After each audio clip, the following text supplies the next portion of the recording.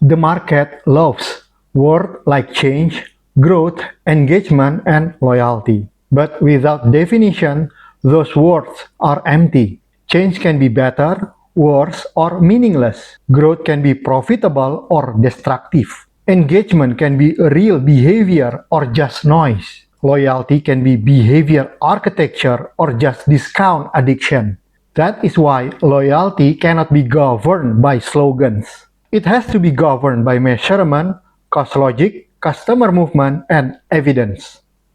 Most companies do not build loyalty programs because they fully understand loyalty. Many build them because everyone else has one. Competitors have points, so they create points. Competitors have vouchers, so they create vouchers. Competitors have tiers, badges, missions, cashback, and lucky draws, so they copy the same structure. But copying the surface of a loyalty program does not mean copying the business logic behind it. And that is where many loyalty programs fail. They become a marketing checklist. They look active on a dashboard. They can show daily active users, monthly active users, total registered members, total redeemers, and total points redeemed. But the harder questions are often not answered. Did the loyalty program actually change customer behavior? Did it make customers stay longer? Did it increase repeat purchase? Did it increase cumulative revenue? Did it reduce churn risk? Did it create incremental value? Or did the company simply subsidize customers who were going to buy anyway? Because if a loyalty program only gives rewards without proving behavior change, then it is not loyalty architecture, it is decoration. This is why I built Loyalty Without the Bullshit. Not as another points program, not as another reward catalog, not as another campaign layer that looks good on a slide deck. I built it as a governed behavior and economics system. The purpose of loyalty is not to give away benefits randomly. The purpose is to create a fair reason for customers to keep choosing you, especially when your product or service becomes commoditized. In a commoditized market, customers see similar products, similar prices, similar features, similar coverage, and similar promotions. When everything looks the same, the easiest battlefield becomes price. And if the only way to win is to keep cutting price, the business can enter a race to the bottom. That is why loyalty matters, but not weak loyalty, not decorative loyalty, not loyalty that trains customers to wait for discounts. Good loyalty creates identity. It creates habit. It creates accumulated value. It creates familiarity. It creates progress. It creates a fair reason to stay. The customer does not stay because they are trapped. The customer stays because staying makes more sense than leaving. They understand the benefit. They see their progress. They recognize the reward value. They know the role this ecosystem plays in their life. That is real loyalty design. But loyalty is not a miracle.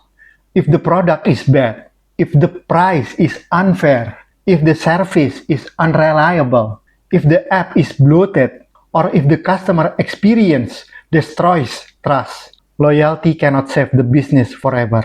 Loyalty is an amplifier. It reinforces good fundamentals. It cannot permanently rescue bad fundamentals. That is why my framework separates the foundation from the loyalty engine. Healthy digital ecosystem protects the digital environment. Clarity, speed, trust, usability, and customer respect. Loyalty without the bullshit sits on top of that foundation and governs the loyalty logic, behavior, economics, cost, fairness, abuse control, and measurement. One creates trust. The other turns trust into measurable customer movement.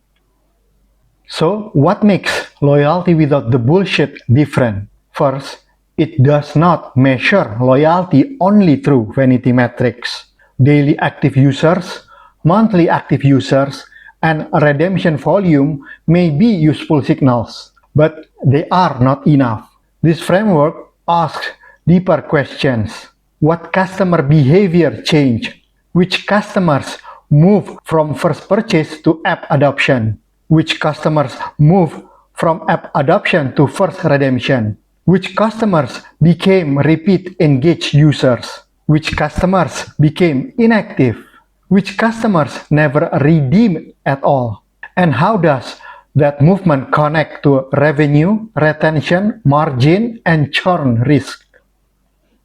Second, the economics are bounded. Rewards should not scale blindly. Rewards should scale only when the business logic can support them. That means loyalty costs must be connected to eligible revenue, contribution margin, redemption behavior, abuse risk, and financial control. A loyalty program that cannot explain its cost is not strategic, it is a liability. Third, the framework does not ignore bias. Some customers who join loyalty programs may already be better customers from the start. They may already have higher intent, higher spending power, stronger digital literacy, or stronger reason to stay. So the framework does not pretend that every uplift is automatically caused by loyalty. It separates signal from proof. It uses cohort movement, customer lifecycle segmentation, comparison groups, and stronger measurement discipline to ask whether loyalty created incremental value beyond what would have happened anyway. That is the difference between claiming impact and proving impact. Fourth, the system recognizes that customer life changes. People travel, their financial condition changes, their community changes, their needs change, their sensitivity to price changes. Loyalty cannot assume that a customer will behave the same forever. That is why the system needs lifecycle logic, not emotional fantasy. A customer who misses one cycle should not always be punished instantly. But the company also cannot protect status forever without business justification. So the system needs a fair degradation path, grace, tier adjustment, dormancy, and reset. Not to punish customers, but to protect fairness, protect margin, and give customers a clear path to re-engage.